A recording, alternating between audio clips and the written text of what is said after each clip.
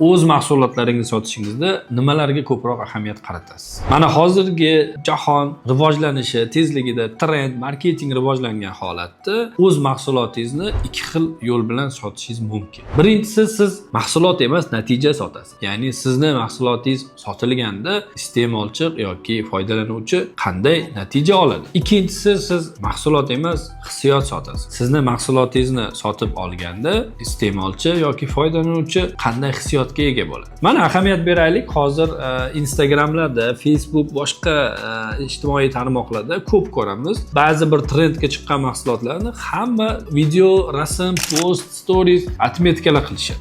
Bu degani bu mahsulot marketingi, mahsulot sotishga emas, bu hissiyot sotishga, natija sotishga qaratilgan. Shuning uchun hozirgi rivojlanib borayotgan davrda o'z mahsulotingizni iste'molchiga yoki foydalanuvchiga qanday hissiyot berish haqida o'ylab ko'ring yoki bu qanday natija berishi haqida o'ylab ko'ring.